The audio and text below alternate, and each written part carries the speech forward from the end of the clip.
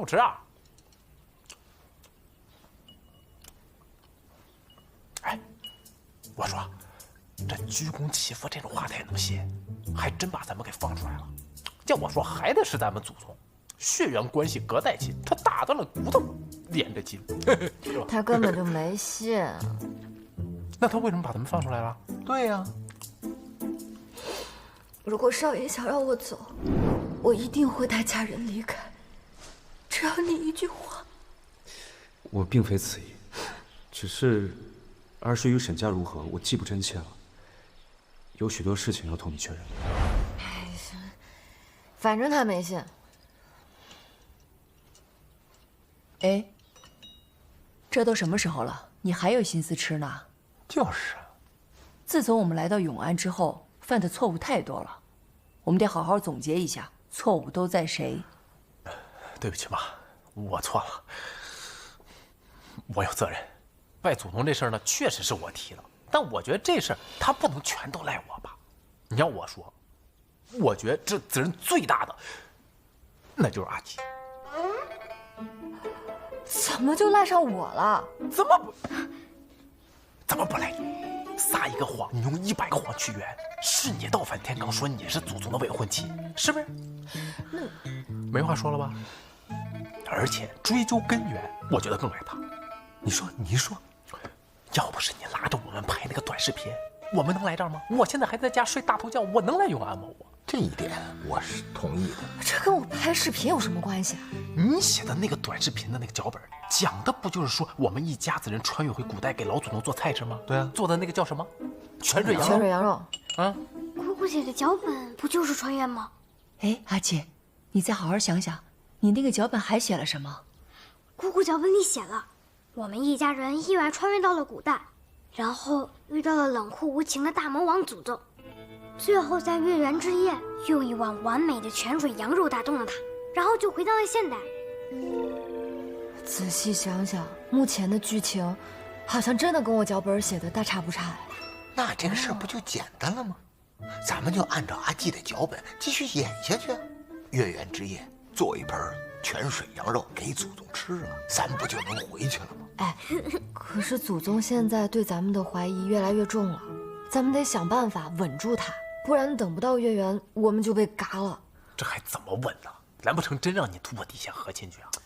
别瞎说！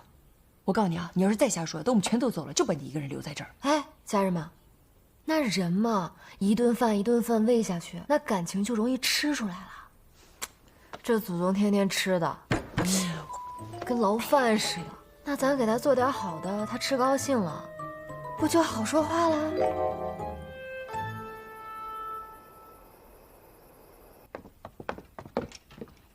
郎君若不亲自确认当年崔氏案的卷宗，是不会安心的。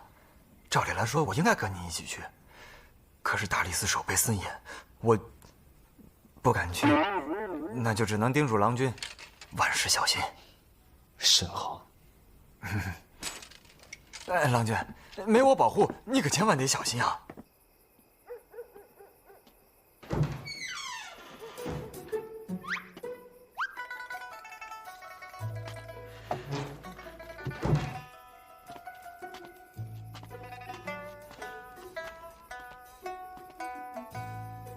大晚上腌个肉而已，我怎么跟做贼似的呢？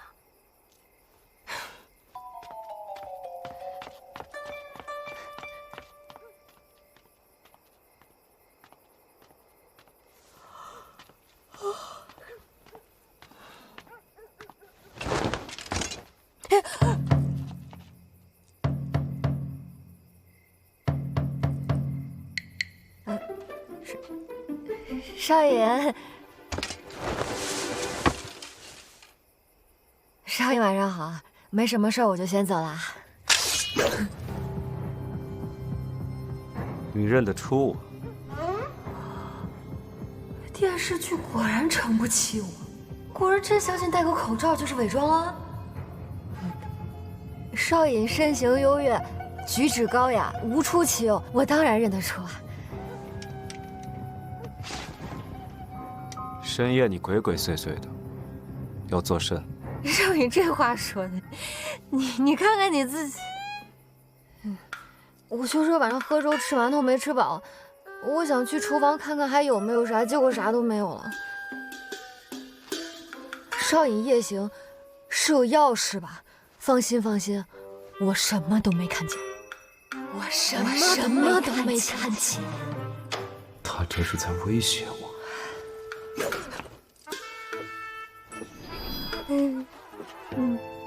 你们从哪里来？在云水院有何目的？我都已经知道了。祖宗怎么可能知道我是从新种花家来的？带我去见他们。带你去见他们？你也想跟我们一起回去啊？不行不行，这会乱套的！哎，我带你回去。这么轻易就答应带我去见他背后的人，是怕死，还是另有图谋？我有病啊！我答应带一个古人回现代，我疯了我！你那边的人是什么说法？我那边的人，不会是说我那些破亲戚吧？不对啊，他怎么啥都知道啊？但祖宗这么凶残，谁敢问？说，那边的人对我到底作何打算？他们对你能有什么打算？他们看到你都得吓死了。而且我们也想找到回去的办法呀，但是我们也没有把握。答应带你回去，也只是说尽力而为。况且，就算带你回去，他们也不一定会见你的。他们连我们都不见，半年都给我们聚了10几回了。我们家混得愈发稀巴烂，根本不受他们待见。所以，那边的人是放弃你们了。那留你们还有何用？你骂的也太狠了！选中你们，安排到此处，总该有缘由吧？这我也想知道为什么这么安排啊！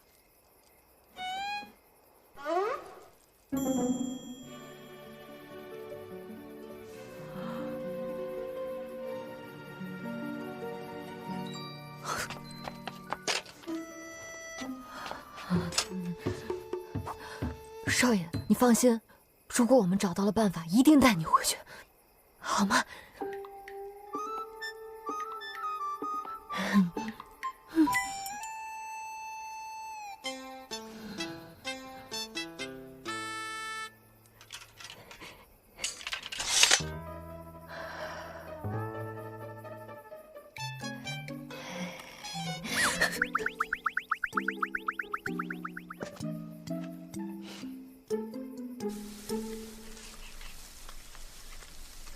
他怎么会要跟我们回家呢？哎，你是不是误会什么了呀？他前段时间还以为咱们是他的冒牌亲戚呢，他怎么现在什么都知道了？啊，我也很惊讶，我也希望是我误会了。您别说，真不愧是咱们的祖宗，神通广大，什么都知道。不是吧？这多一个人回去，这多一张嘴吃饭呢。你说咱们回去啥也没有，这养自己都费劲，怎么养得起他呀？那毕竟是咱们的祖宗啊！你说祖宗都开口了，咱们做后代的什么都不做，不合适。你倒是挺孝顺，等回去以后，咱们那饭馆都快倒闭了，你自己都吃不上饭了，你还有心思孝敬人家呢？你要想孝敬也行，毕竟是你们家祖宗嘛，你自己想办法养活他啊！我不是这个意思。你看，咱们先穿回去，然后呢，看能不能穿回来。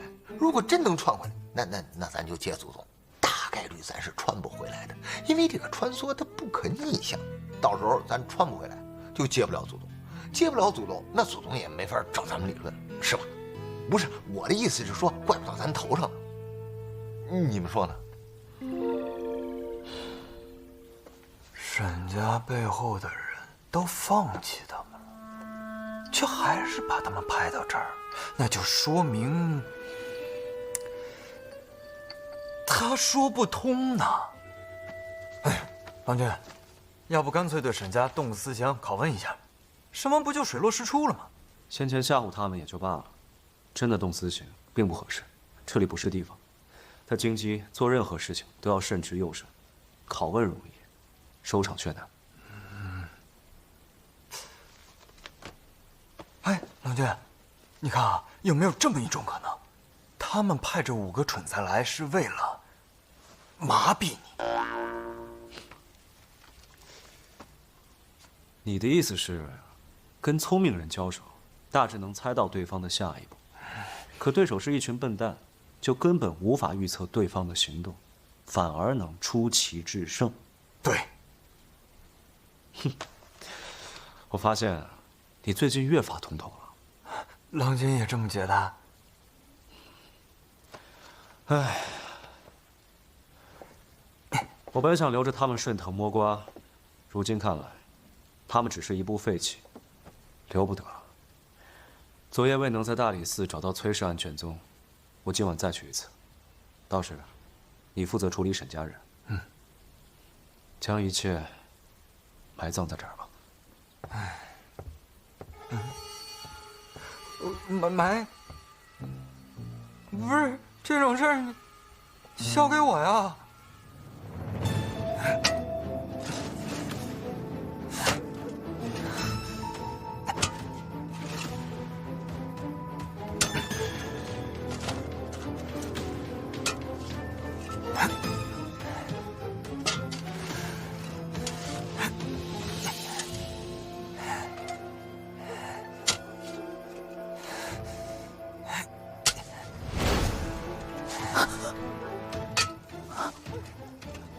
我也不想害人呐，可是我得保护我们家郎君啊！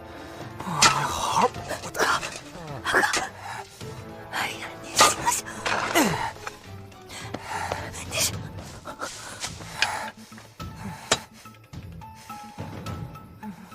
我这有点下不去手啊！再往上点儿，再往上点儿，再往上点儿啊！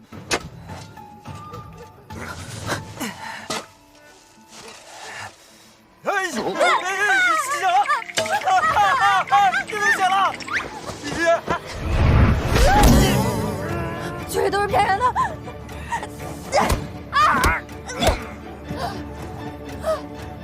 根本就打不晕啊！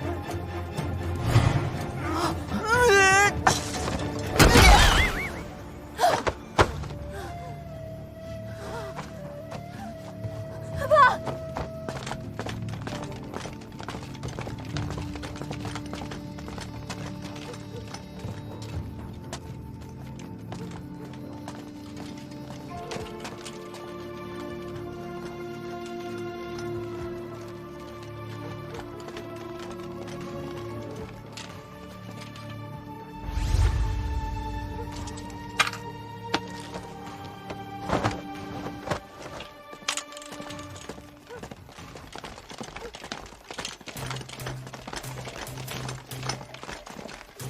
什么人？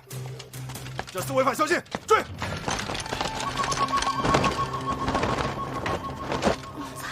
贡菜，你醒醒！贡菜，贡菜！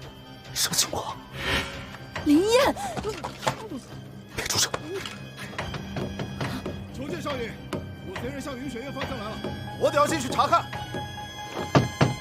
少爷，少爷，你在做什么？你还有脸问我？求见少爷。叶行被发现了吧？少爷，做什么？我有办法救你，但你记住这次你欠我的。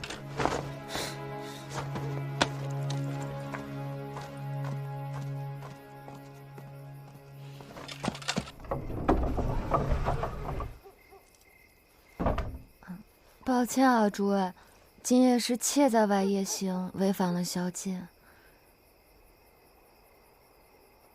娘子，方才那个夜行人，我瞧着仿佛是个男子。夜这么深，郎君怕是看错了，那就是妾。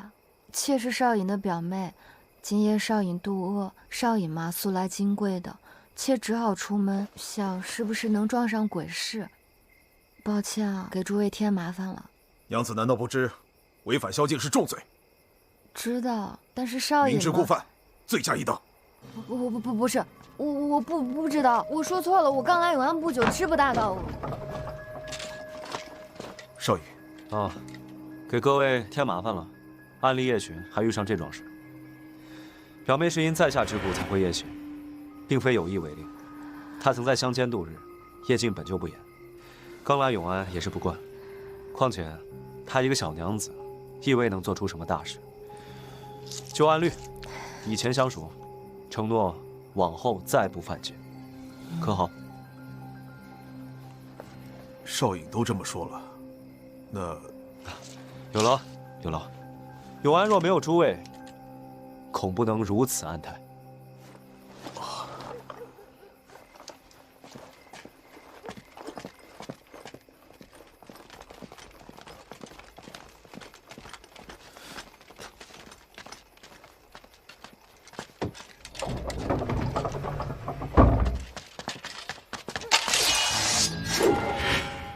我跟我家人从头到尾都没有想过要害你，你为何要杀了我们？你方才替我掩护，不过是你自己也怕身份暴露。堂堂京兆少尹，半夜鬼鬼祟祟出行，你的秘密用脚想都更严重吧？但我们是真的拿你当家人看的，我们还答应要带你回去，你知道这事有多难吗？这事儿当然难了，你们这批探子早已被背后的人彻底放弃，你们根本就不可能带我回去。什么探子？你以为我们是别人送到你身边的探子？难道不是吗？你有病啊！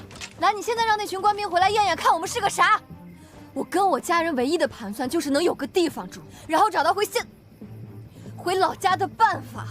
你昨天说要跟我们一起回去，我们还想着真的千难万难也要带你试试。结果你怀疑我们是探子，哪个探子会答应带你回老巢啊？你说。那你之前说你不知为何被安排来此，是何意？谁安排你来的？什么安排？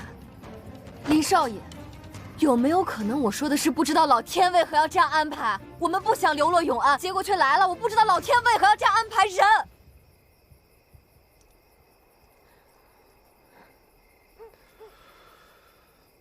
那你为何能轻易打开那火寻国数字的密文锁？火寻国数字，少爷，呼汉通商，什么技术方法我们都得学点儿。这有什么好奇怪的？那锁就是我碰巧打开的。8888谐音发，对做生意的人来说很难吗？拜托你下次有什么不知道的，当场就问，别事后编出一套什么狗屁火寻国探子的故事。亏你想得出来。姑娘，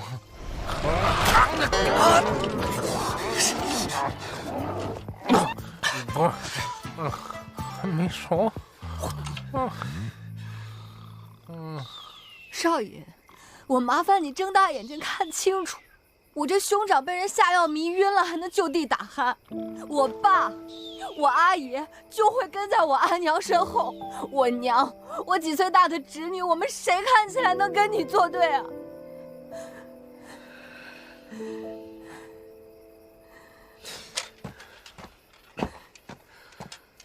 刘长，哎，醒醒！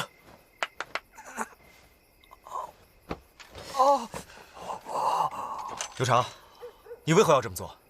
啊，不是你那天，你两眼一眯，你看见远方，你出了一道沈家人，把一切都埋葬在这儿吧？你跟我说的呀。我的意思是把这个事情埋葬，不是把这家人埋葬。你找个地方把他们看管起来不就好了？看管？我看明明是软禁吧。林燕，你知道我们今晚在做什么吗？我们给你做了一大桌子好吃的，想感谢你。为了这顿饭，我昨晚还去厨房腌肉，我想给你一个惊喜。你倒好，你良心被狗吃了你！沈娘子，你闭嘴！哎，好嘞。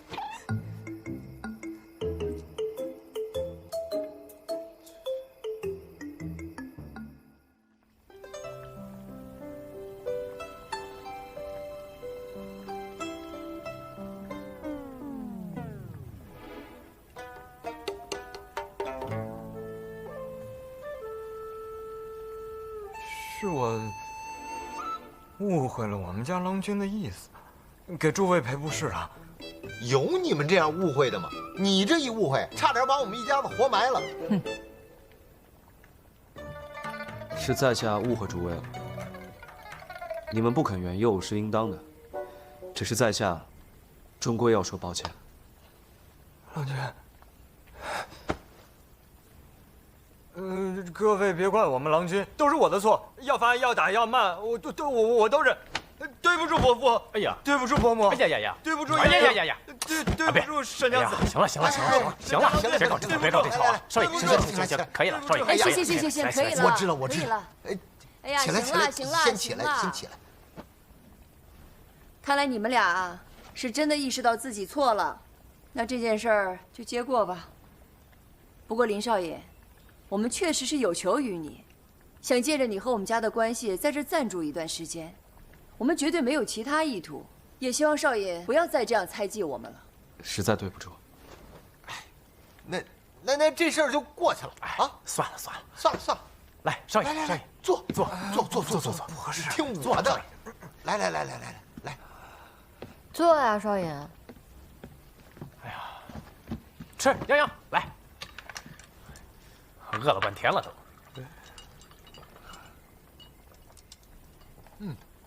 刘长，吃啊！这次好好吃。吃啊！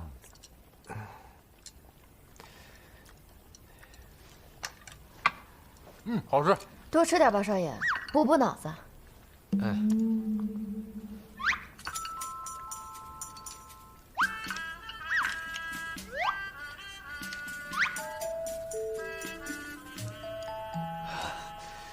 多谢沈娘子。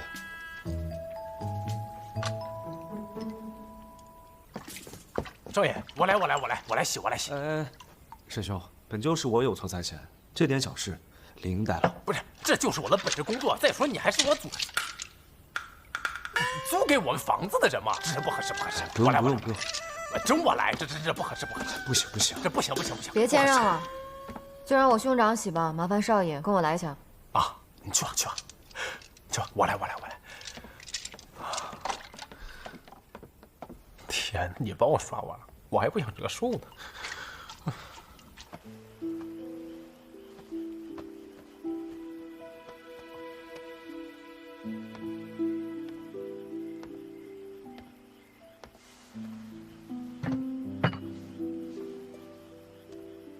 这是青阳的小吃米豆腐，工序复杂，刚刚做好。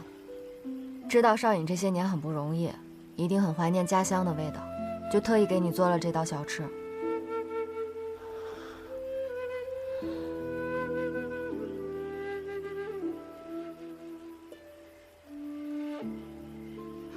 你差点把我们活埋了，我们还对你这么好，你是不是很感动啊？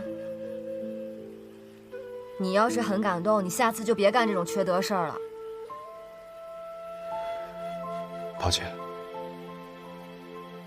哎，你今晚夜行干嘛去了？有些事还是少知道为好。懂。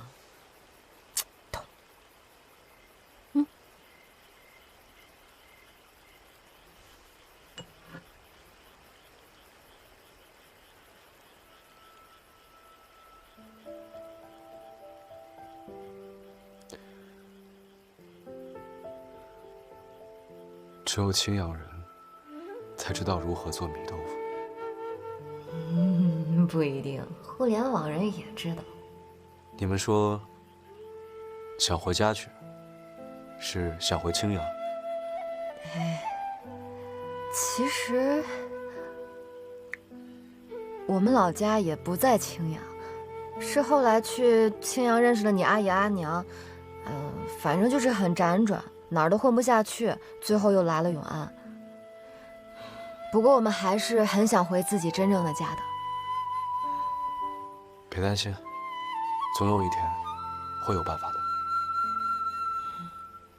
不说了，你快吃吧，放久了就不好吃了。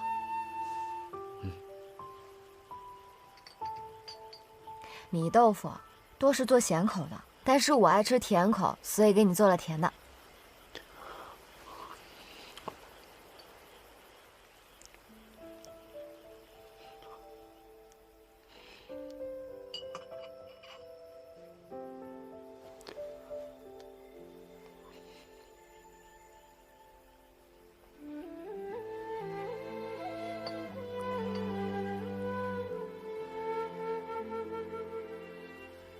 从前，我娘也喜欢做甜口的， 10多年了，我都快记不起它的味道了。你这样说，我都要心软不生你气了。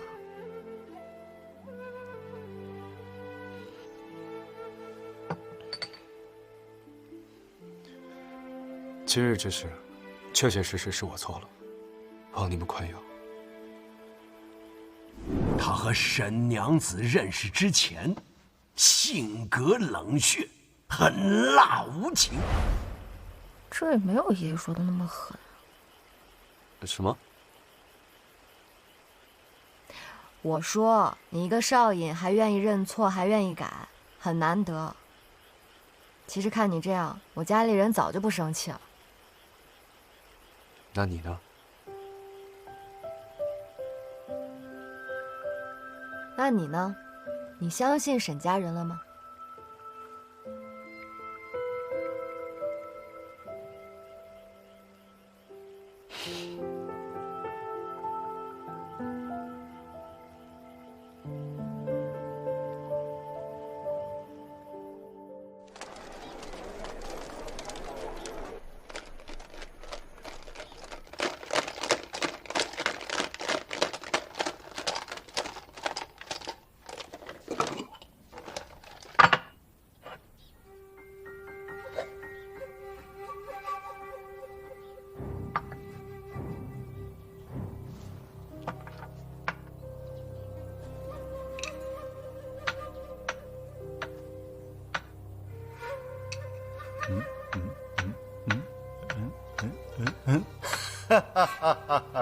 赢了！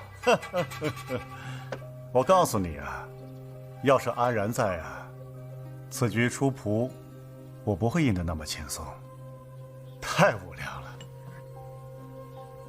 这都是阿爷第几次提起林燕了？我看，他才是阿爷的亲儿子。阿爷为他取名为燕，取名字都从了我们兄弟的偏旁，改名，让他认祖归宗算了。要是他真是我亲儿子，那还倒好了。你给安然送的信呢？阿爷下令，安敢不从？信估计这会儿就到了。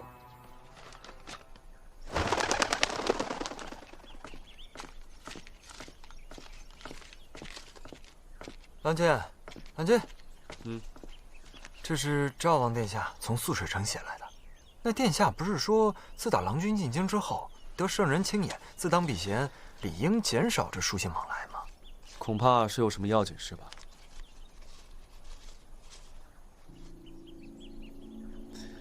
赵王殿下是要我设法接近福惠长公主，探听朝中动向。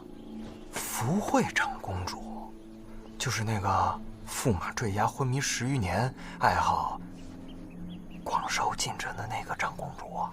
是啊，不过赵王殿下为何忽然在意起朝中动向？殿下素来心系百姓，或许他就是想在意在意呢。哎，对了，昨夜我潜入大理寺，查看了当年崔家旧案的卷宗，证据做得很实。幕后主使若非在朝中根基深厚，做不到这般。那咱们不就有大麻烦了吗？郎君，我观你像是对殿下一直有所保留，就连咱们翻案这事儿，你都从未向他提及过。事到如今，郎君就不想向殿下求助一下吗？当年你我从崔家出逃，流落在外，是殿下施以援手，我们才活了下来。殿下对你我都有恩，我不想有朝一日牵连到殿下。阿爷手札中提到的萧五郎，恐怕就是长公主家的那位。长公主在朝中人脉广博，又是萧五郎之妻，接近她，定会有新线索。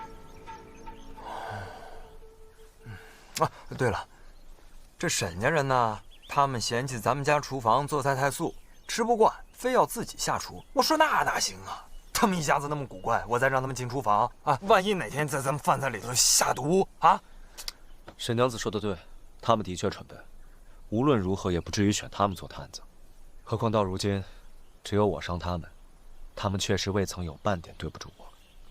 那我还用盯着他们吗？不用。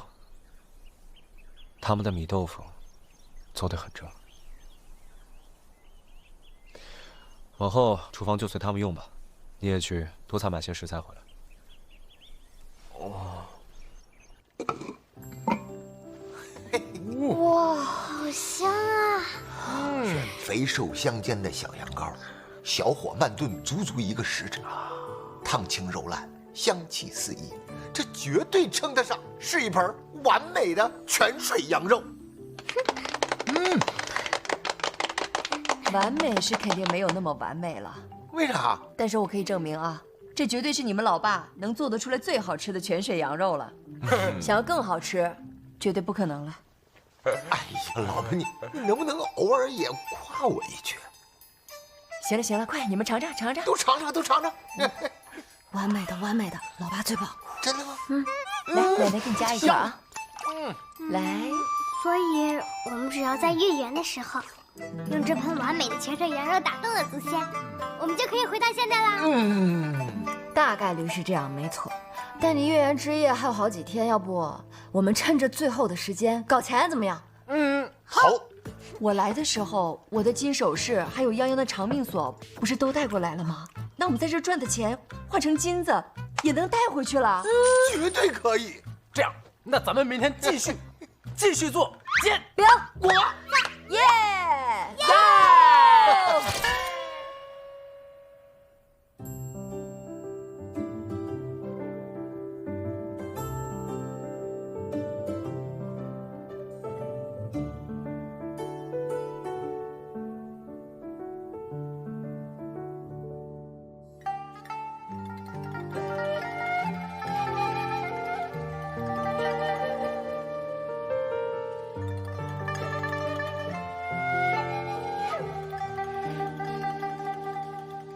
暂一抹余晖在眉宇，风一摇摆，云下悬铃。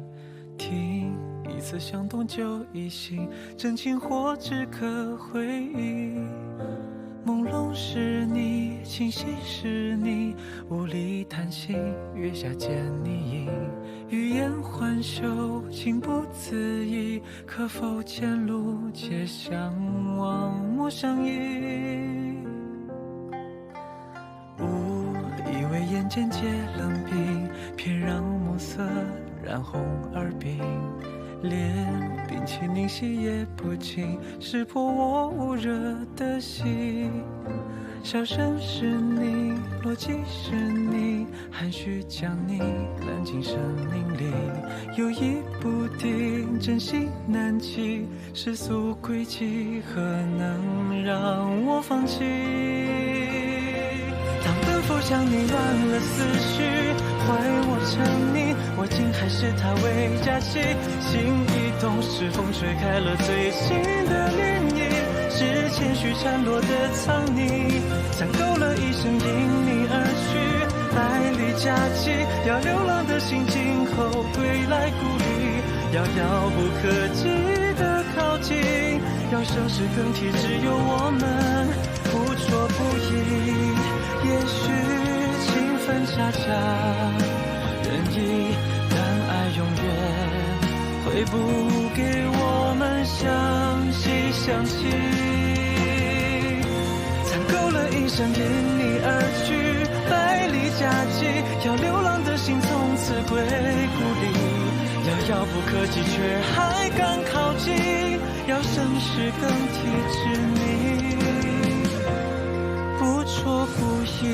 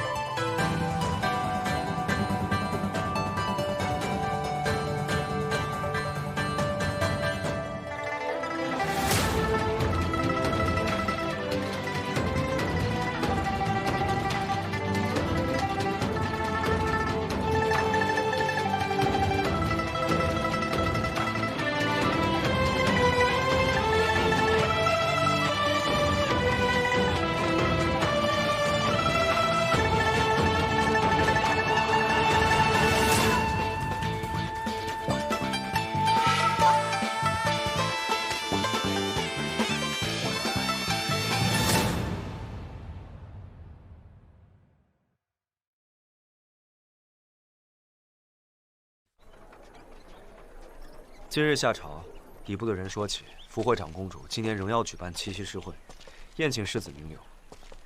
若能借着诗会与长公主交友，倒不会显得刻意。是啊，我听闻长公主宴请一向随心，往年还请了那桂香酒楼的柳家，对商贾人家没有成见，可为什么偏偏就是不往咱们京兆府发帖子呢？阿爷不在后，连这几任京兆尹都做不长久，更无心与各处往来，想来与长公主府也就疏远了。哎，要不我直接替郎君去求一份得了。自行求帖，就显得有攀附之心了，也过于惹眼。结交贵妻是越自然越好。我再想想法子。煮茶的炉子呢？嗨，昨天大半夜的，沈家人管府上借了不少东西，说是比他们先前摆摊用的都好。郎君昨日不也交代过，书房以后就任他们取用。我一想，我就给他们了。我为崔家翻案，前途未卜。就算对外只说沈家是表亲，若有一日，也还是会牵连到他们。郎君的意思是，早日解除婚约，把他们送出永安。沈娘子对婚约倒并不执着，他们来云水院投奔，只是想让家人暂时有个容身之地。也说了，他们其实很想回老家去。那这不正好吗？当年崔家出事，沈家肯定也受到了牵连。沈娘子不提，我不能装作不知。即便要让他们走，我也该尽一份责任，保障他们往后的生活。那要不就给他们一笔钱？那反倒像是要赶他们走了。授人以鱼，不如授人以渔。他们做生意不易，就多帮衬着。刘成，你辛苦你看着些，他们若需要什么，就都拨给他们。明白。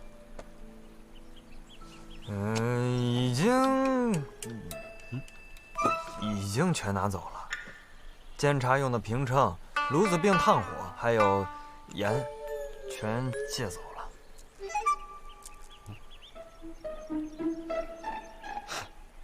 还真客气。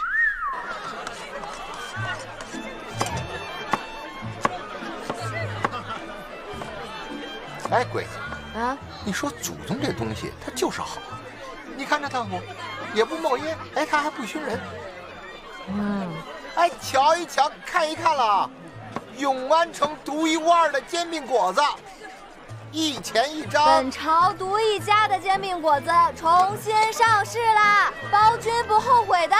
来，走过路过不要错过了，看一看呀。这就没有了。哎，您看一看。不要。哎，我就纳了闷儿，就这么短时间，他们就把我这煎饼果子给吃腻了。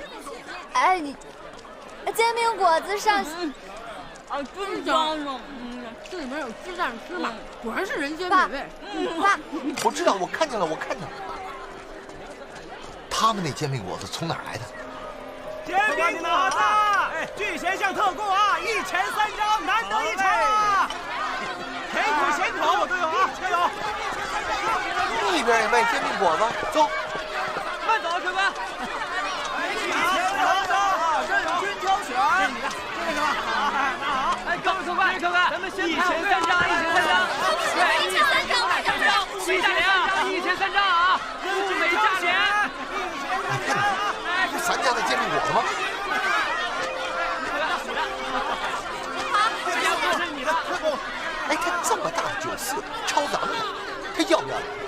怎么好意思？各位客官，哎，别急。为了赚钱，没什么不好意思的。那咱们怎么办？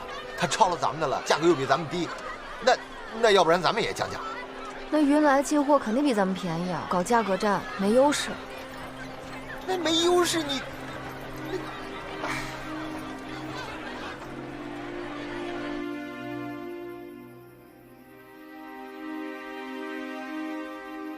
这些就是云来酒肆抄袭咱们做的煎饼果子，我把所有口味都买回来了，咱们尝尝看到底怎么样。来，洋洋。哎呀，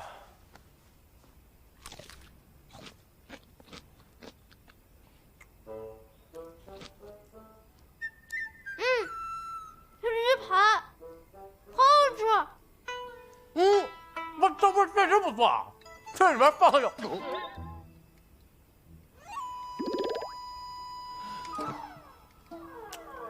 其实仔细尝尝，味道也一般嘛，比咱们家还是略逊一筹。哎呀，不过这煎饼果子啊，本身也没有什么技术含量，只要用点心，很快就能学了去。谁说这煎饼果子没技术含量？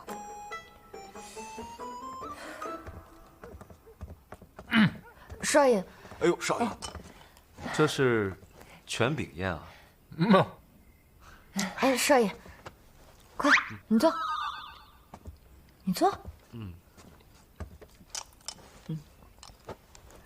少爷，你试试看。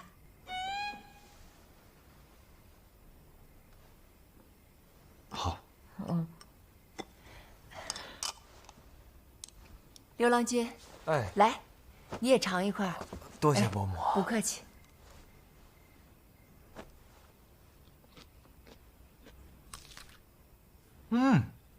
这煎饼外边蛋皮软嫩，里头那个像馓子的东西是很脆生，好吃的紧啊。少爷，你觉得如何？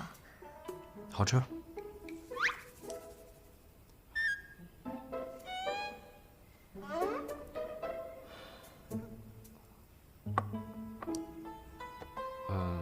可是今日出摊，卖的不好。不是，这些煎饼果都是云来94做的，他是抄我们的，也没人管。少爷呀，这事儿你得替我们做主啊！是啊，青藤大老爷，不是就没有一条法律可以约束他们的吗？没事没事，少爷，我们应付得过来。再说了，这做生意要赚钱，总是会遇到这样那样的麻烦的。我们没事没事啊。其实这煎饼也不过如此。刘长，你说是吧？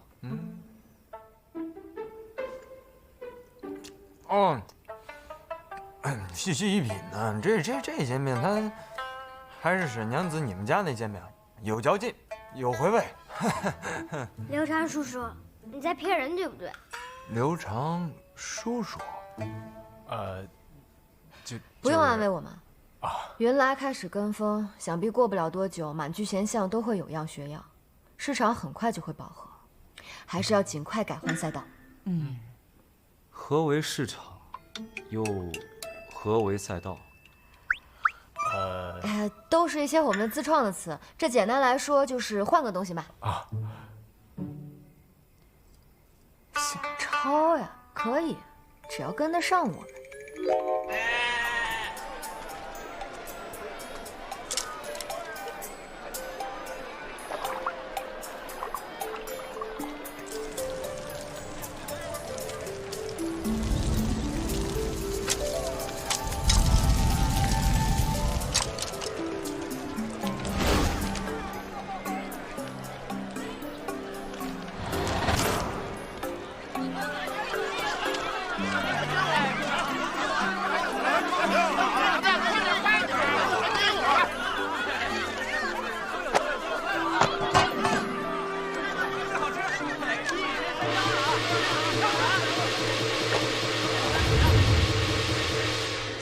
沈家羊肉串特卖会今日正式开始，正式开始。当扑啷当当，当扑啷当当，当扑啷当当，扑啷当当，扑啷当当。家人们，走过路过不要错过啊！今天我们为大家带来的是什么？羊肉串。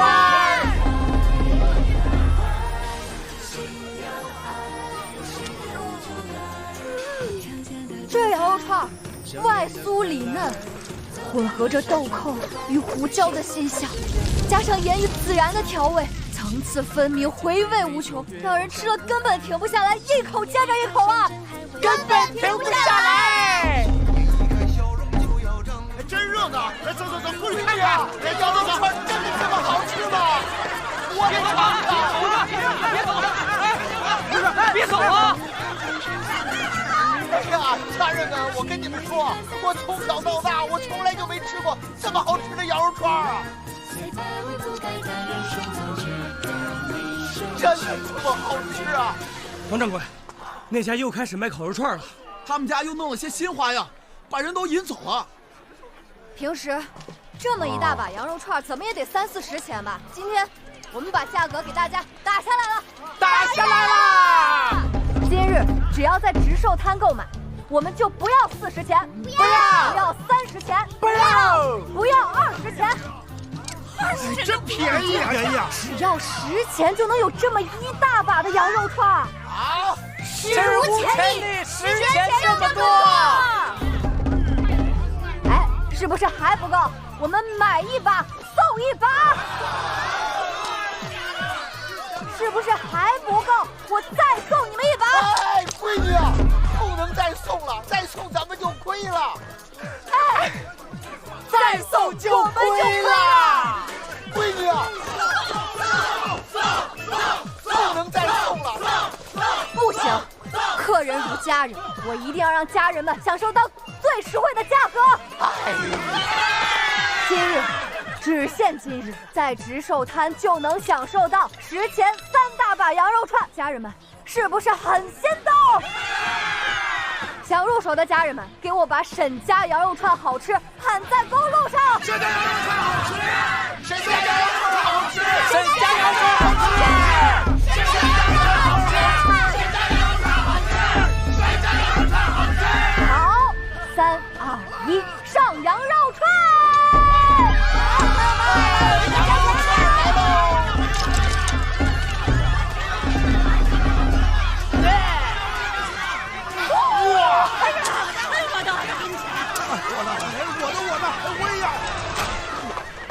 早就说要请你吃饭，结果那日光顾着喝酒了，饭也没吃好。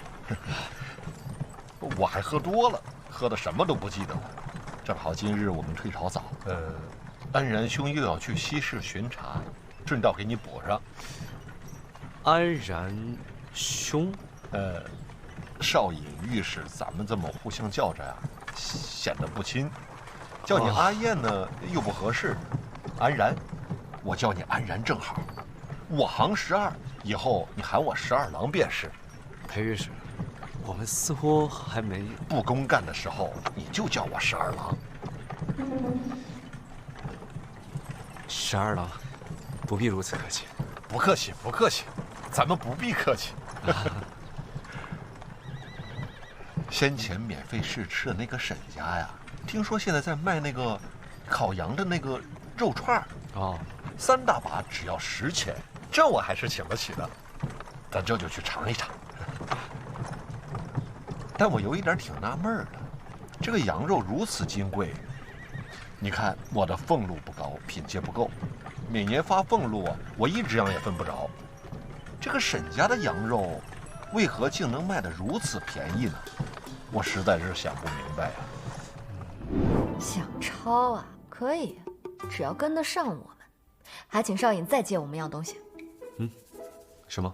如果我没有猜错的话，少隐上任，朝廷发的补给里应该有羊吧？安然兄1年可分几只羊啊？哦，够吃了。那就是起码有4、5只羊吧？别急啊，别急！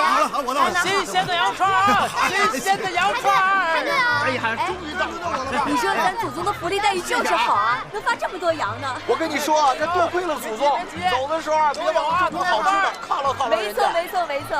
哎，别挤啊，别挤，往后吧，都有。好，谢谢啊。哎，排队，哎。摊子不大，胆子倒是不小，竟敢跟我们原来对着干。别着急啊，每个人都有啊。哎，你排好队啊！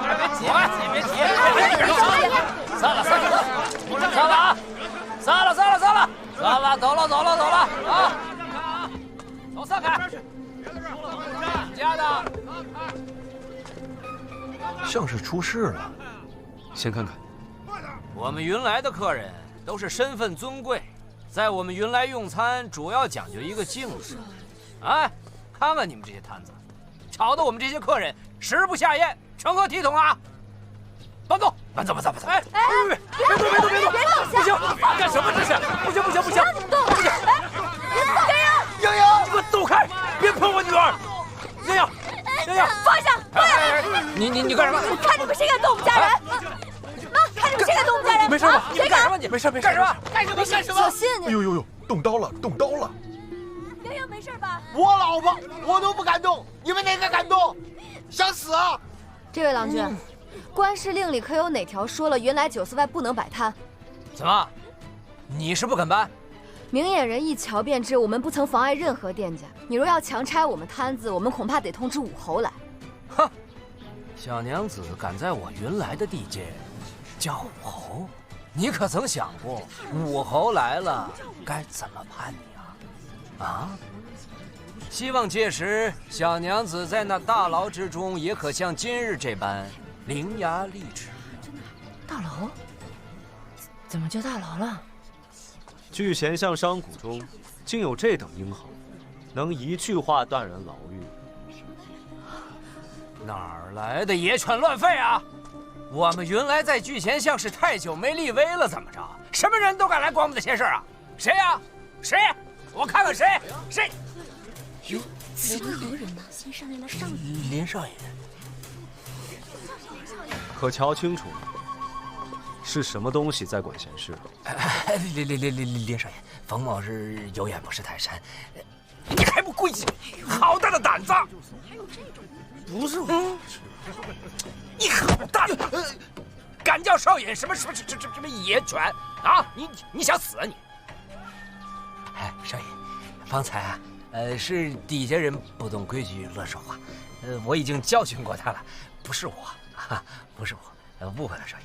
今日啊，是这个沈家的摊位啊，阻塞了方士，严重的妨碍了我们聚贤巷的这个食肆的经营啊。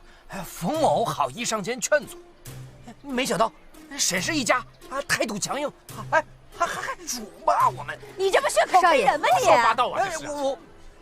我真是。掌柜误会了一点啊，某不是才来的。从你一开始带人过来，某就在看着。多谢冯掌柜。裴御史，某刚到京兆府不久，当巡查方士，肃清不正之风。今日多亏了冯掌柜体恤某为官不易，特来恃强凌弱，为某增添一桩功绩。某定为少尹好好记上这一笔。城强扶弱，除恶务尽。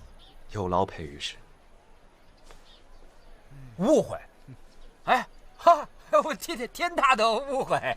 刚刚冯某所说都是些玩笑话，实则是冯某看沈氏一家他摆摊辛苦，所以冯某便带了些人手过来，想着他们需要帮忙啊，缺少人手。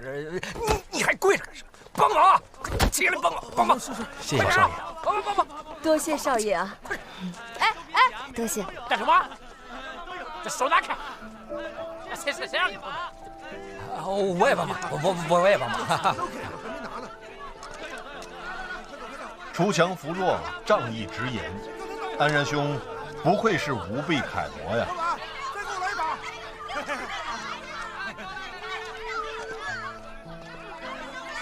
你沈家这个摊子人太多了，要不我们换一下吧？都听12郎的。请。等一下，未来女婿。伯母，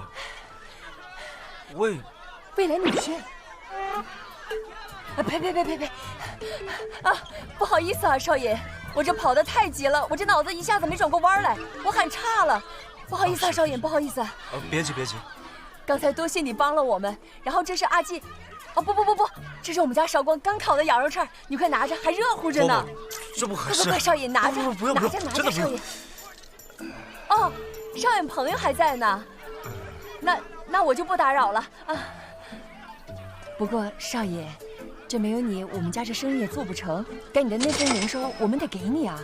我去卖羊肉的那块问了一下市价，又加了1成，也不多。少爷别嫌弃啊，拿着，来。不行，少爷，你必须得拿着，咱们都说好了，快收下，趁热吃啊，趁热吃。刘成，跑过去。女婿，什么女婿啊？十二郎听错了。我的耳朵呀，打小便能听见3丈以内的任何声响。以前在乡间，10里8村的所有传闻都能入我耳内，我绝不可能听错。他就是喊你女婿了。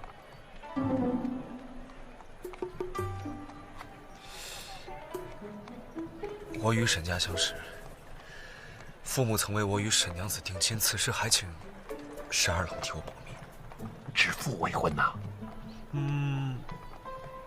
那沈家是商贩呐，如此人家，你与之结亲，传出去，会影响仕途的。你放心，我是不会传出去的啊。啊，这倒是，没什么。没什么，这怎么能是没什么呢？你与之结亲会累积子孙的，指腹为婚，那就是不曾纳征了，那是做不得数的。你警醒着点啊，你莫被这家人给缠上了。十二郎，他们不是那样的人，也请不要妄下定论。你呀，他们家人就是用这种吃食想要笼络你。哎呀，这闻起来还挺香的啊，带我来品尝品尝。我对于品鉴美食佳肴还是颇有心得的，乡村野夫的一般吃食是打发不了我的。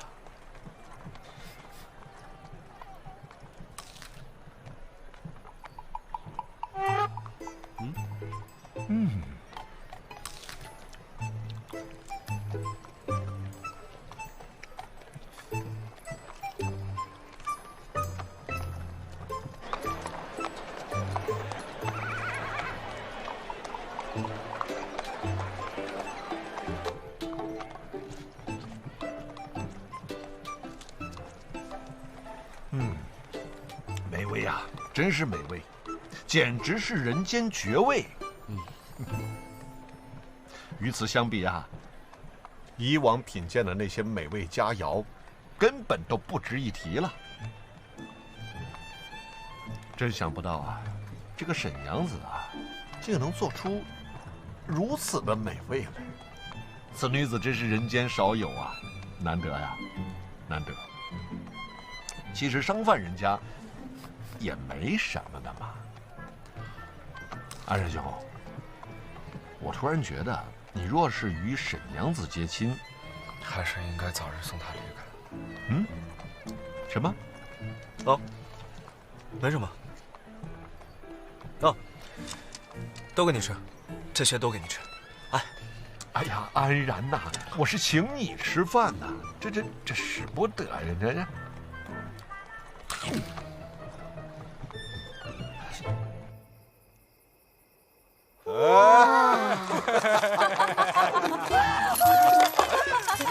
老娘从来都没有见过这么多的钱啊！哎呀，你说这永安有多好，随便就卖点这羊肉串，就挣这么多钱啊！古代人他有品味，他知道欣赏我的厨艺，搞得我都不想回去了。哎呀，沈建设，你那是仗着现代人的信息差，做了这边人没有吃过的东西。你要是真有本事呢，咱们家那小饭馆也不至于被你给开垮啊！那羊肉串也是我的，一串一串啊！你说什么？来，大点声。我说你说的对。古代钱虽然好赚，但根本没处花呀。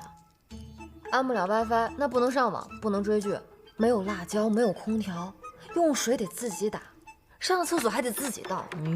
是，你说就这破地方，噗，游戏打不了，电视剧看不了。要我说呀，咱们还是噗，带着金子回到现代，美美的躺平，这是正事儿，是吧？哦，哥哥，你哪天没有躺平啊？怎么这么？你妹妹说的对，你真得向我好好学学。我真的是出得了厅堂，下得了厨房，长得又帅，完美的身材，一副一家之主的样子啊！哎，你才挣几个子儿啊？你这就已经开始不知道自己姓什么了。姓沈。其实我也喜欢古代，我们轻轻松松就能赚来这么大一桶钱，而且我还不用上学，不用读书，还不用写作业。哎，奶奶可跟你说，咱们要回去了，你那作业都得补上，知不知道？别学你爸。我小时候可都是按时交作业了。咱们再接再厉，趁现在还能挣的时候，咱们一定要多赚点，这样回去以后生活也会更好。不是妈，我这每天晚上穿羊肉串，穿的都冒火星子，你看我这手，一股羊膻味儿。我也穿了呀，我还烤呢。羊肉串要切肉，花时间腌制，再一串串的串起来，确实费时费力哈。那咱们要想多赚，还是得卖那些能批量生产、单价又高的东西啊。啥啊？这几天有的客人说肉串吃多了噎得慌，那咱们是不是可以做点饮料搭配着一起卖？哎，有道理。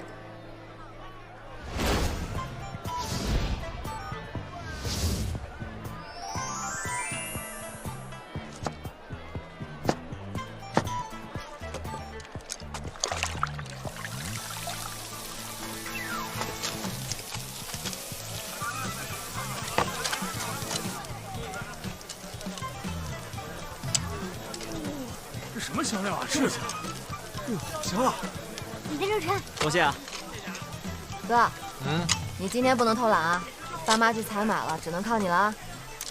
知道了，我有那么不靠谱吗？对我的误解很深嘛。好。诸位，有被辜负过吗？啊？有体验过一片真心零落成泥的滋味吗？是炎炎夏日都觉得内心发寒的程度。今日，我们沈家小饭馆研制了快乐之水，这招牌之一啊，便是名为“暴打负心人之绿点”。暴打负心汉绿颜，哎，解渴解压，可随身外带。更重要的一点是，大家可以现场体验暴打负心人之感。诸位这边请看。诸位，这就是我们制作暴打负心汉绿饮的过程。这个时候不要压抑自己的情绪，让它释放出来，把内心多年的痛苦通通的爆发出来。想想你们心中的那个他。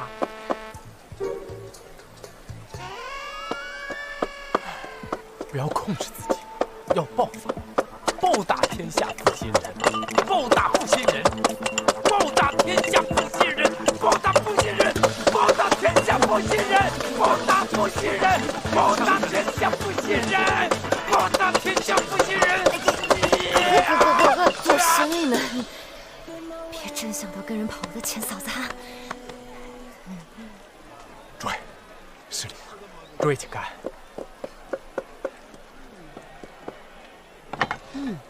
好清香的感觉呀！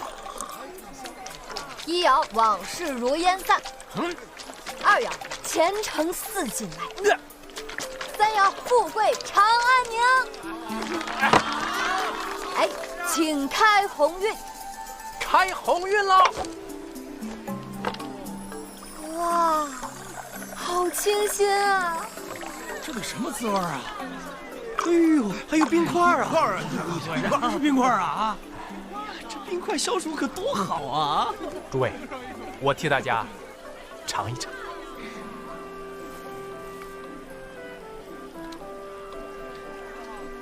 哎，怎么样？怎么样？我此生从未喝过如此美味的茶饮，实在是太好喝了！太好喝了！好啊！我要一份羊肉串，我还有一份这个。好，帮我打没问题。汉绿饮一杯。其他绿饮瞧着也不错，给我来一个这个。哎，我要一个这个，就这个，就这个。都有啊，一个一个来，排队排队等等。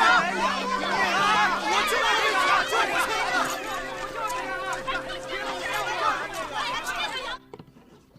个，哎呀，前两次说要请安然兄吃饭，都没吃好，这反而又让你请吃饭，真是过意不去啊！啊，这是何物啊？哦，这是沈家人特制的茶饮，名为乌梅。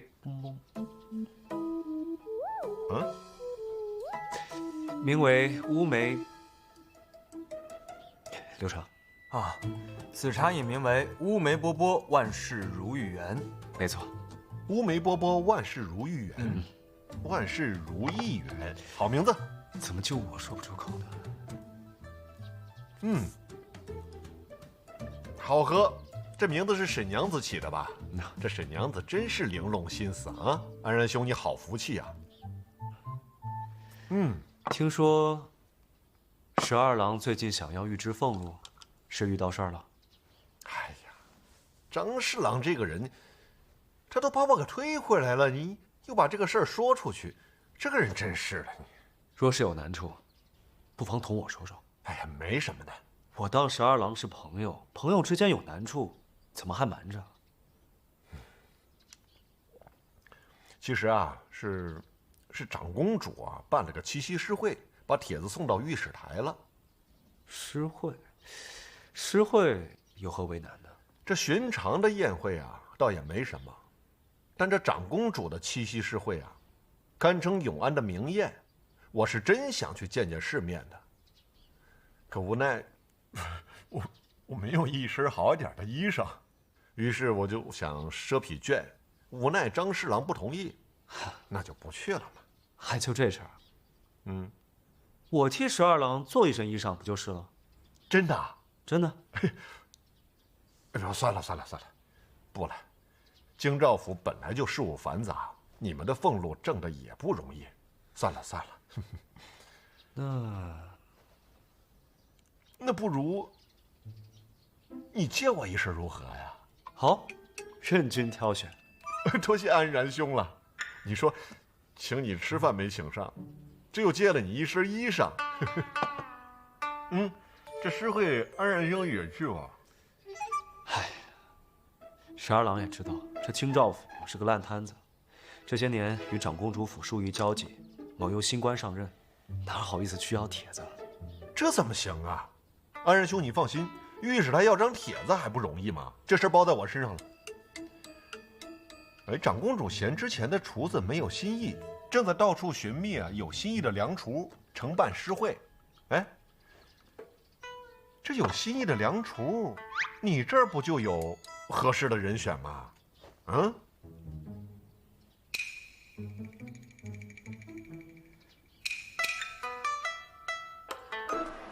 两位久等啊，这就送给两位。谢谢。抱歉诸位，实在是没东西了。这样，大家明日请早，好不好？各位暮鼓时分了，我们该收摊了。各位明日再来哈。抱歉啊，抱歉。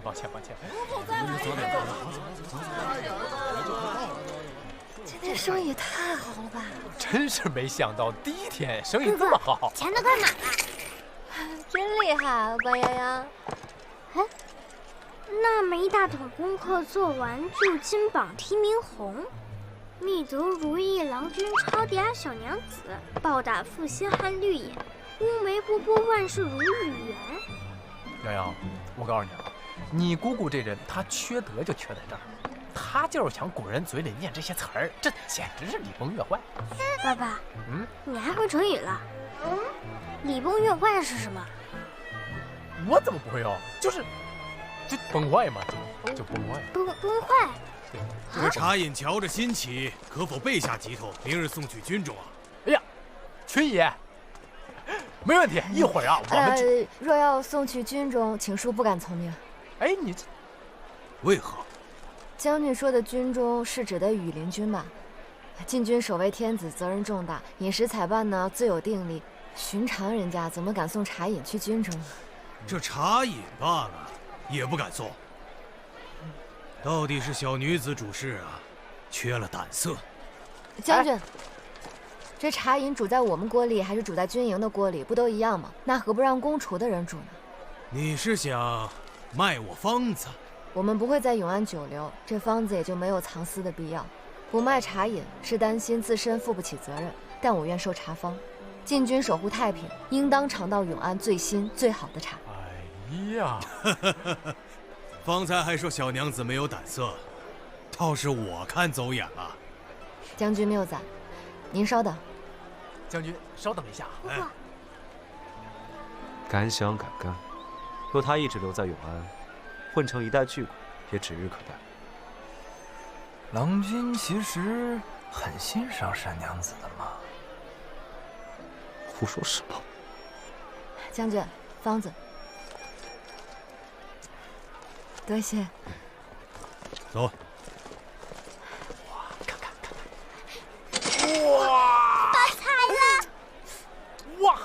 才不怕辣。没事儿，这么多呢，你怕什么？哎，姑姑，少尹来了。哎呀，哦，少尹，刘郎君。哎，还有饮料吗？给人弄点。啊，不用，我来是有事与沈娘子商量。啊，这样，这还有2杯蜜德如意郎君超嗲小娘子，请少尹和刘郎君尝一尝。多谢，多谢。啊，行，你们聊着。洋洋，来。哦。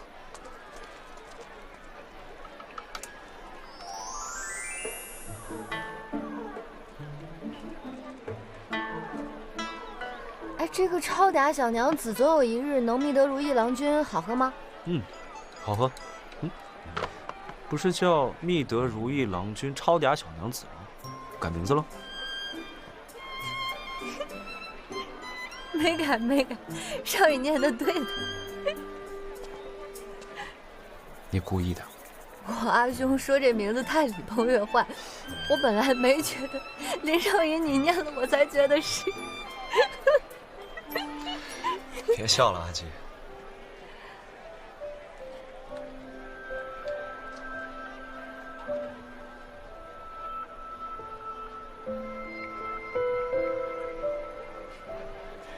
原来逗别人玩是挺有趣的。少尹来是有什么事儿要商量？福会长公主正寻人承办今年的七夕诗会。我便托了御史台的朋友去说相，你们可愿意一试？什么？让我们承办长公主的七夕诗会？啊？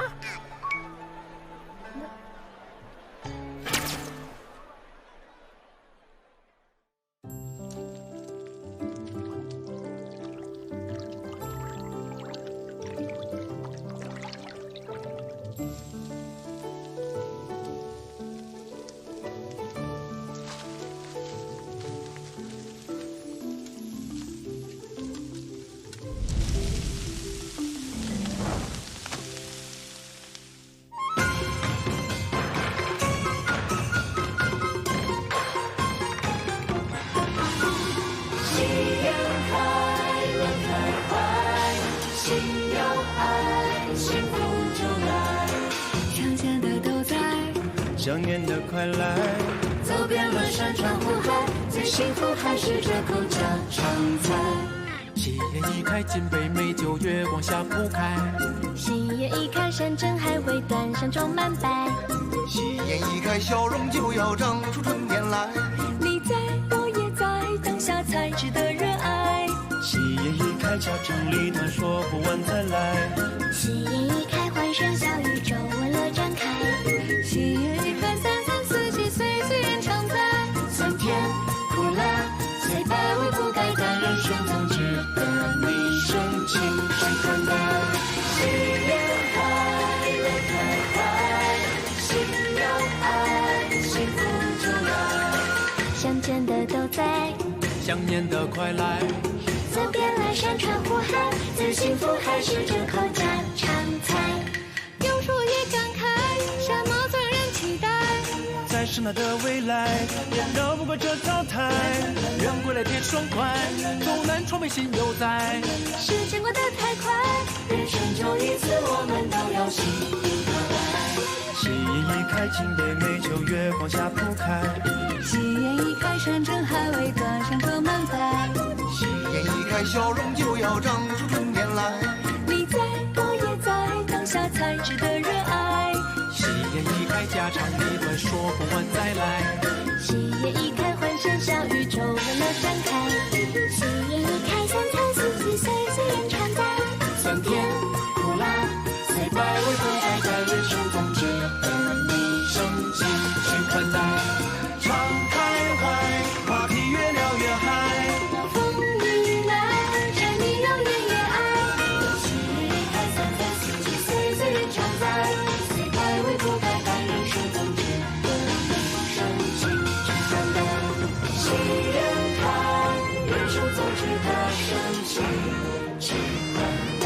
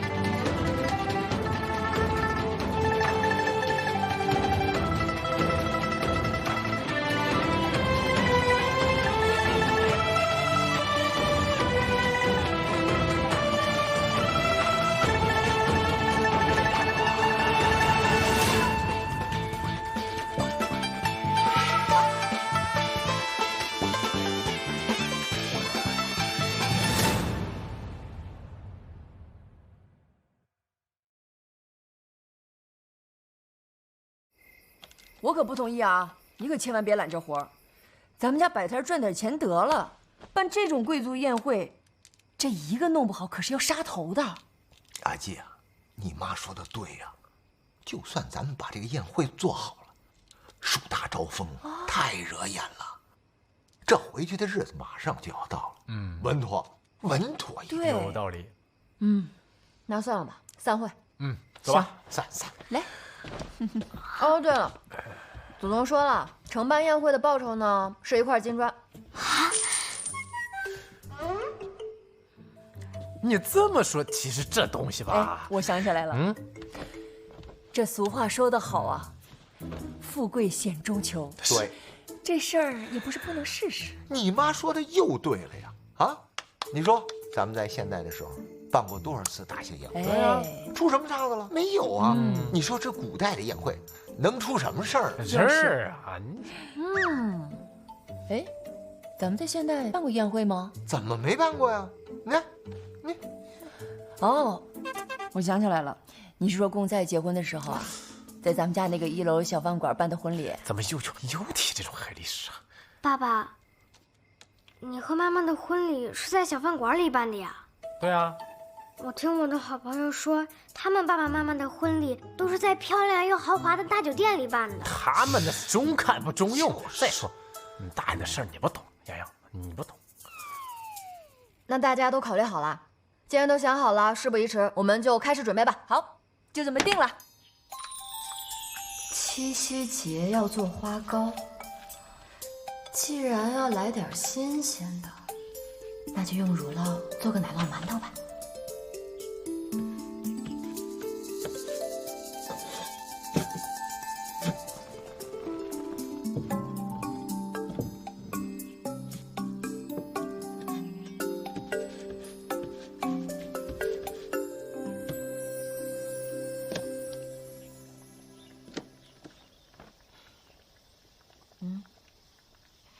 沈公菜可真行啊，1天了不见人。哼，这谁写的水平还不如我呢？哈哈。沈公菜，沈公菜，你给我起来！别装死！怎么了？我忙活到现在，爸妈带着洋洋出去采买1天了，你在这给我等。哎呀，起来！头疼。心脏疼，真的，想吐，难受，真难受。懒死你得了，还浪费粮食。哎呀，我是真难受啊！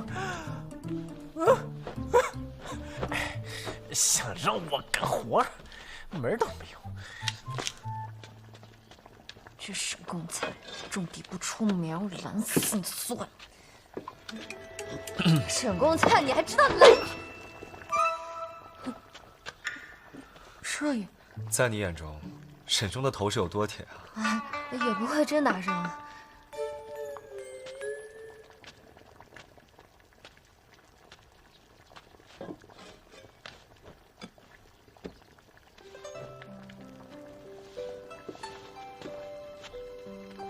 哎，怎么能让你干这种活啊？你可是少爷。毕竟这些是要给长公主殿下准备的，我还做了保，得亲自上手才放心。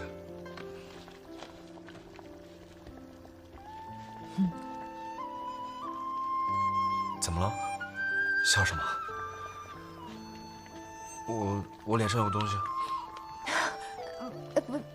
别！哎。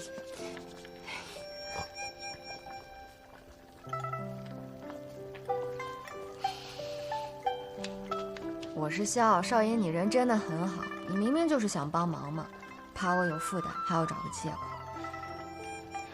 想多了。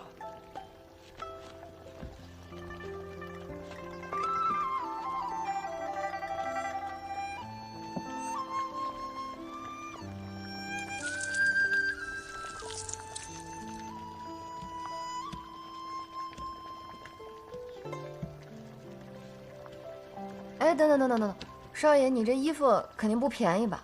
你别弄脏了。衣服倒无所谓。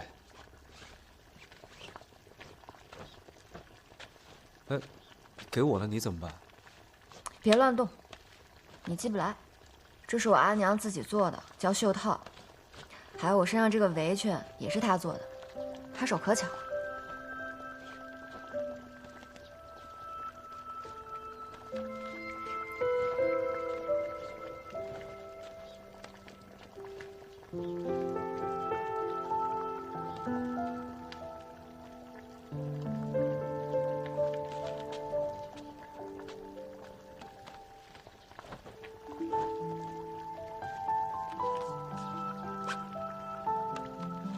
好了，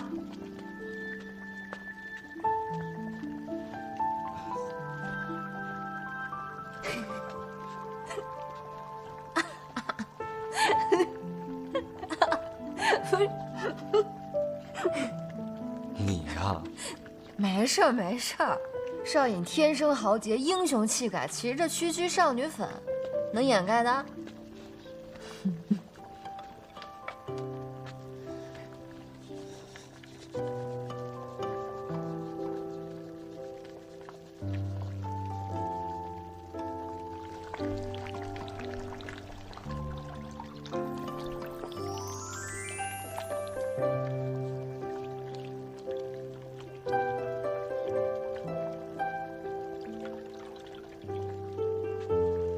七夕花糕，还没有上长公主的桌台，先给少隐尝尝吧，便宜你了。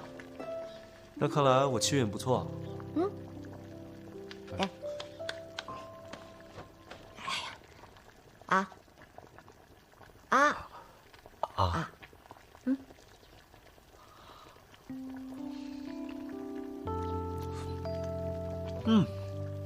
好吃。这时候七夕多是备一些瓜果，也有糕点，但毕竟乞巧嘛，肯定还是花巧漂亮的糕点比瓜果梨桃合适些，所以做了这款七夕花糕。这般用心是因为七夕吗？是因为长公主听着就有好处。我可不喜欢七夕。牛郎对织女见色起意，私藏起她的衣衫，以爱为名，诓她留在人间生儿育女，哪来什么爱情传说？根本一开始就没有给织女选择的自由。你说的有理。不过，编写故事的多数是儿郎，着意掠取也好，无心施为也罢，大多都不会思虑你说的这些。谢谢啊。我觉得这味道还挺好的，而且还便宜，再打包一份。行。哎，我跟你说，最开始写牛郎织女故事的一定不是女孩子，否则牛郎偷了织女的衣服，还绑她在人间，织女怎么可能还会爱上他？想一想都知道是被迫的。那牛郎也是因为喜欢织女才这么做的。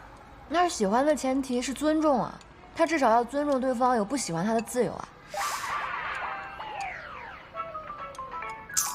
哎呀，又死了！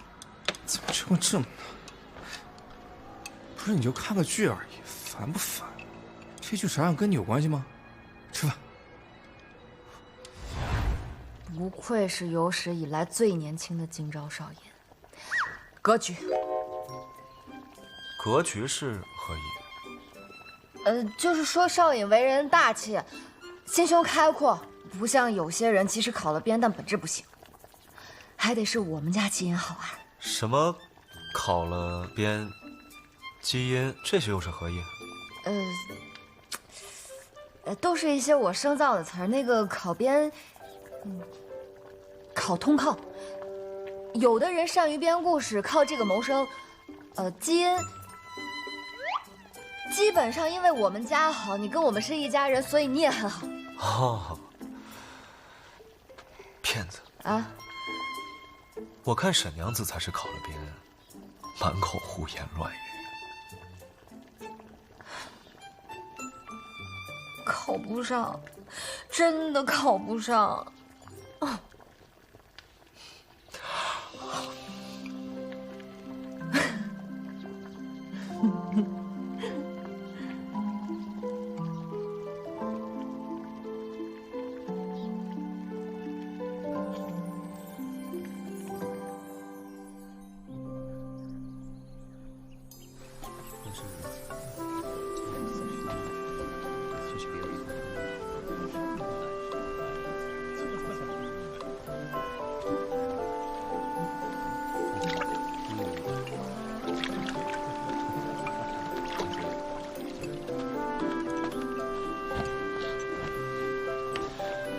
十二郎这是身上长虱子了？你借我的这身衣服啊，太风雅了，嗯，衬出我这裴氏子孙的风姿来了。此句啊，我那些族兄弟要见到了，估计都认不出我来。周郎君真是好才情，人靠衣裳马靠鞍，十二郎瞧着也确实成些体统了，是吧？哎，几位大人，你这是好话吗？嗯。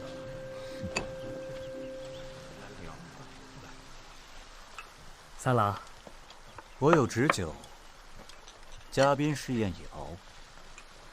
我有旨酒，以宴乐嘉宾之心。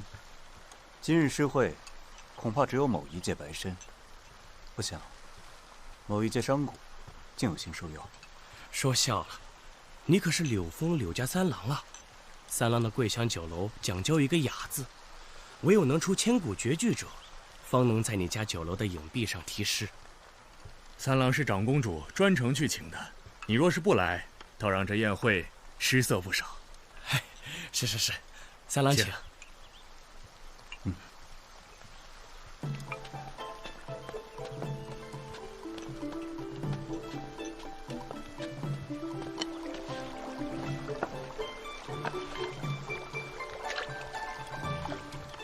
这就是书里写的曲水流觞啊！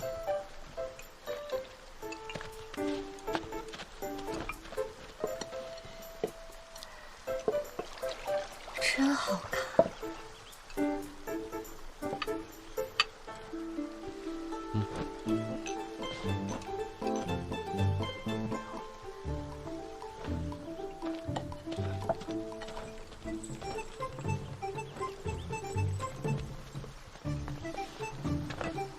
沈娘子稍等，烦请替某煎一碗茶。少爷，我不太会煎茶。我知道，坐。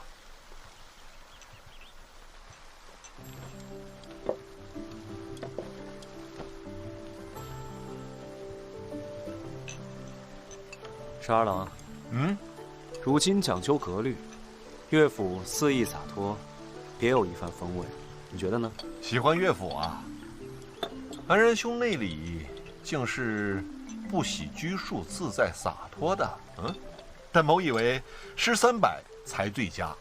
是，有桃夭、关雎几篇，十二郎怕是想不喜欢都难。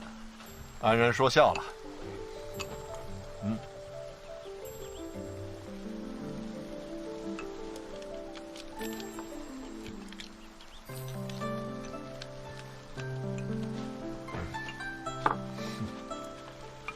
传长公主的话，沈家承办宴席辛苦，若喜听诗论道，还请留下一同宴饮。多谢殿下，有劳娘子。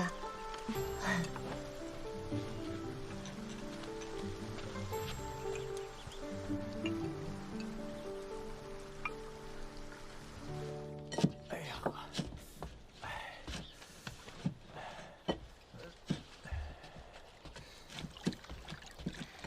有劳了，长公主殿下请各位也一同入席，品鉴佳肴。哎不，哇，没想到长公主这么通人性，请咱们也去啊！你看看你用的这个词儿，这个没文化劲儿的。凤霞，这长公主这么有人性，咱不妨去看看。你这又说的是什么话？哎呀，这既然长公主来请了，也不能不给人家面子呀。啊，那是啊。阿季我是肯定放心的，就是你们俩，我觉得没问题啊。你们可一定要记住了啊，这是长公主府，规矩森严，而且今天来的可都是有身份的。对，一定要低调仔细，一定要低调仔细，你听见没有？我肯定也是没问题的呀。尤其是你申公菜，一会儿一定要把那个嘴给我闭严了，要不然第一个就砍你的脑袋。第一个就砍你的脑袋。行了，你也闭嘴吧。啊，行，快收拾一下，咱们赶紧过去吧。走吧，来，谨慎仔细啊。三郎请。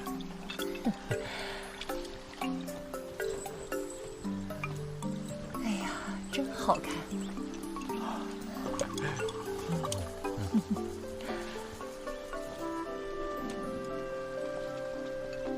长公主殿下今年未择桂香酒楼承办诗会，说是请过太多次了，想换换口味。柳郎君觉得这新请的厨子如何？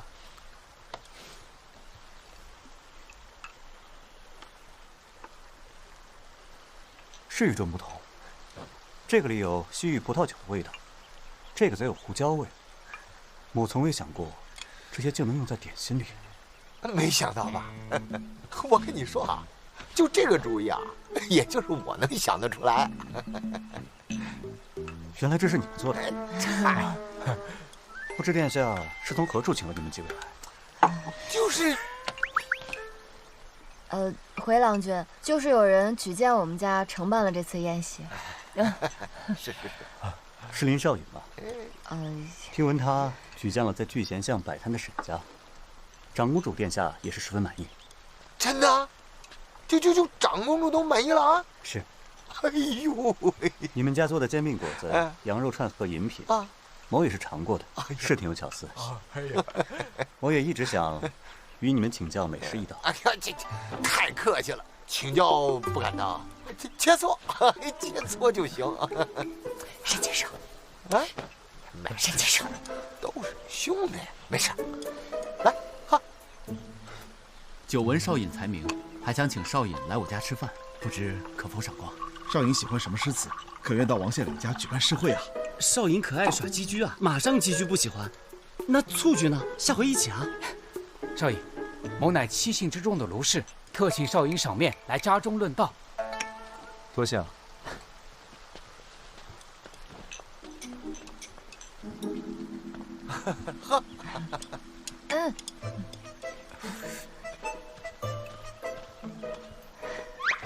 喝。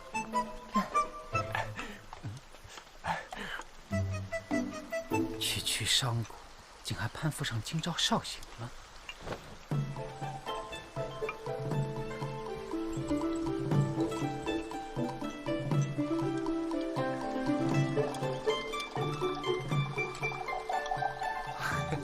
沈郎君为何把酒倒入瓶中啊？这个你就不懂了吧？这叫醒酒。这个葡萄酒啊，你一定要醒，就是把酒要叫醒，懂吗？这就是醒酒了。我跟你说啊，这个郎君，不信你尝一尝，醒过的酒的滋味完全不一样。尝尝。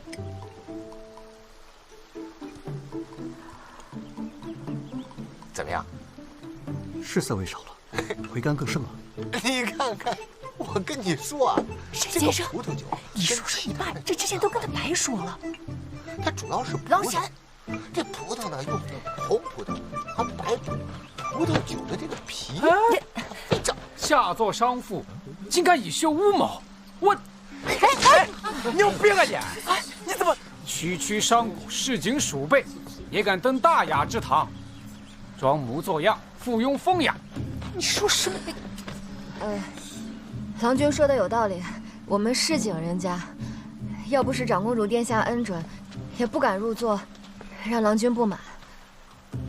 但这样公然发作，是对殿下不满吗？你个贱婢，少在这搬弄是非！我你干什么你？干什么？动手！住手！林少尹来的正好，瞧瞧这帮商贾，什么东西？没事吧？长公主殿下眼看就要来了，卢小郎君确定要继续闹下去？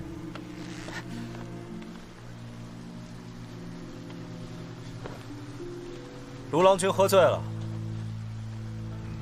马上告辞。诸位，全当无事发生。原是如此。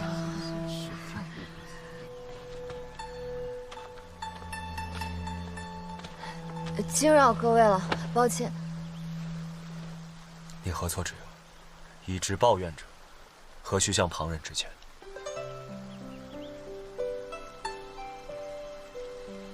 啊，无事。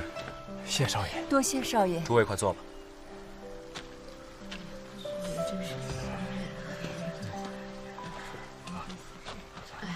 坐，放下，坐，没事吧？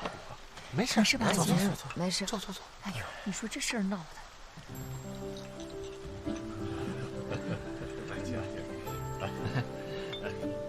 他怎么就这么看不起人啊？这商人也是堂堂正正的嘛。有人想吃东西，我们就拿东西过来卖，这买卖都挺公平的啊。这看人就非得分个高低了。哎呀，行啦，行啦。都道商公游时之民，位卑而民鄙，如何能与君子比肩而立，同坐而食？郎君是跟我说话的吗？我那个听不太懂，我看都是胡说的活了。以往诗会都是由我们桂香酒楼负责，这次殿下却请了你们，某还纳闷。桂香酒楼的，但尝过你们家吃食，便心服口服了。再听沈兄的言论，更觉是个妙人。适才那句“买卖挺公平，看人却有高低”，言辞质朴，却有大智慧。大智慧？我大智慧？还拉倒！好家伙，高端的商战往往只用朴素的捧杀。不是，其实我就是觉得吧，凡事他都应该公平一点。就我们家那个煎饼摊，好多人都吃过呀，当官的吃过，干苦力的也吃过啊，吃的东西都不分3、6、9等，这人就非得分个3、6、9等了？我尊重你，你就应该尊重我，就这么点的事儿。哥，好一句我尊重你，就应该尊重我。但若真的如此，这世间岂非人皆平等，再无不平？这岂非荒谬啊！这人与人皆平是对等，不乱套了吗？父令子从，夫为妻主，男强女弱，自古如此，方成规矩。哎呀，这位兄弟，你没成婚也没孩子吧？啊，某确实未婚。那我劝你啊，你以后千万你别再说这样的话了，真的，你容易没人要。你看，就我这样的，我一点都不大男子主义，我妻子都离开我了，你还敢说这些东西？我告诉你，你以后你更不好找，你孩子也烦你啊。请问沈兄，何谓大男子主义？这怎么跟你解释呢？啊，大男子主义就是说，你觉得自己是个男的，就应该做主，就像刚才这位郎君说的，父令子什么妻什么夫，就是你该说那一套，这就大男子主义。其实两个人在一起过日子呀，最重要的就是平等沟通，互相包容。我也是之后才明白的，丈夫啊，一定要尊重妻子，你要问问他真正想要的是什么，用他觉得好的方式来对他好，而不是你强加给他。要不然，他一定会离开你的。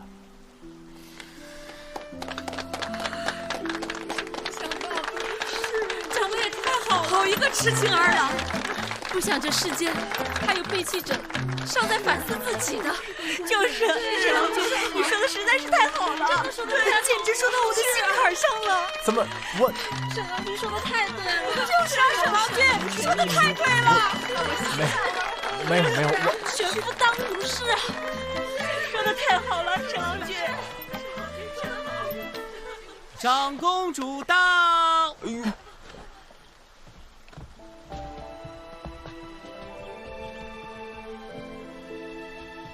参见长公主。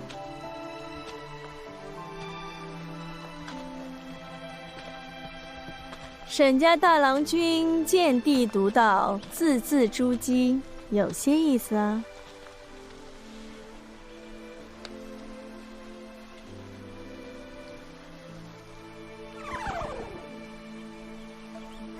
可惜容貌粗鄙了些，要不然招入府中为本宫近臣，倒是也别有一番滋味。殿下说的对，我阿兄不堪匹配为殿下近臣。啊，对，那个永安的女子个个都是好上天的，我怕是一个也配不上啊。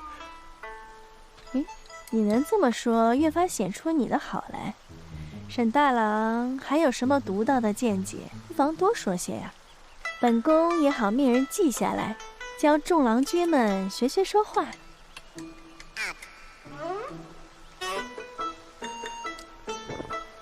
没了啊！不敢。诗会继续啊，不会是本宫来了反而放不开了吧？继续。多谢殿下。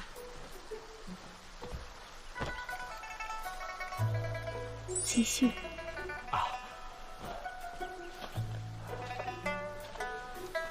继续。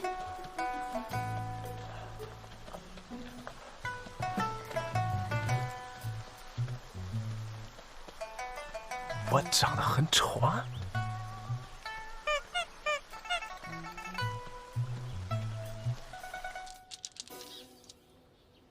这比约定的足足多了5倍。宴席办得好，应该的。殿下还赏了几匹绢丝，让刘长替你们带回去。谢少爷。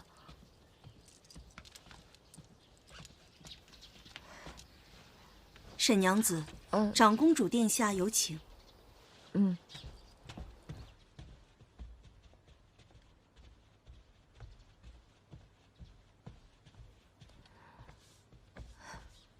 拜见殿下。免礼，起来吧。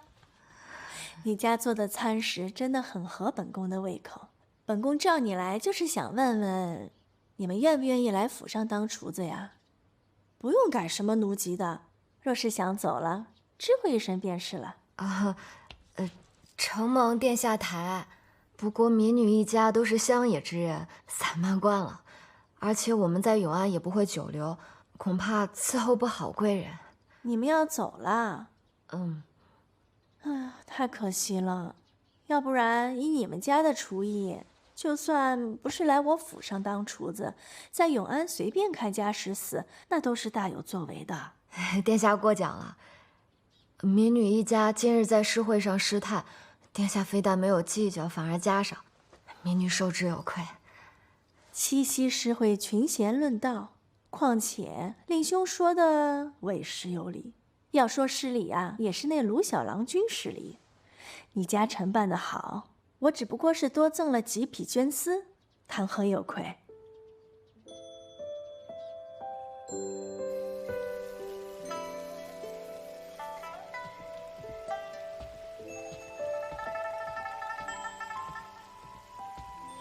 少爷，我问过长公主了，殿下不过赏了几匹绢丝，剩下的想来都是少尹自己添的吧？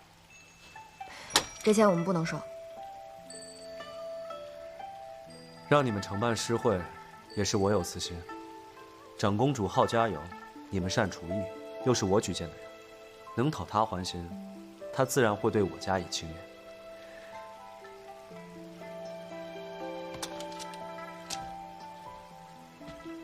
沈娘子是生意人，自然知道这份人脉比几块金砖值钱。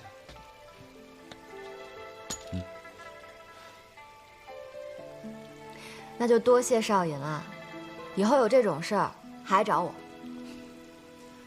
我的家产都分你不少了，一时半会儿，我可才瞧不起沈娘子了。其实我今日很感激少尹，若不是少尹解围，我们区商户在长公主的宴席上顶撞贵人，可就闯下大祸了。那你还敢出头？那怎么办？总不能让人欺负我家里人吧？是，本就是旁人有错在先。你回击得很好。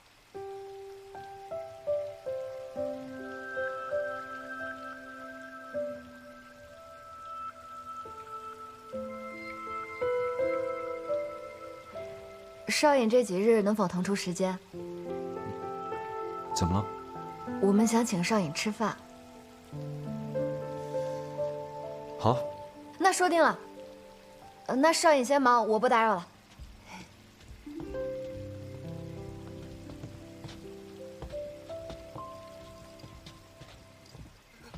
那可是郎君入世以来所有的俸禄，说改就改了。虽说咱们回了京，圣人也给郎君加了俸禄，可这也才领了2月，那么些金子够他们一家人回老家花一辈子了。郎君何时对我也这么大方呀？那这样，你立刻告老还乡，我马上给你准备养老钱。不用，我就老老实实的跟着郎君领月钱就行了。不过，眼下沈娘子也再无后顾之忧，郎君也可以向沈家提退婚的事儿了吧？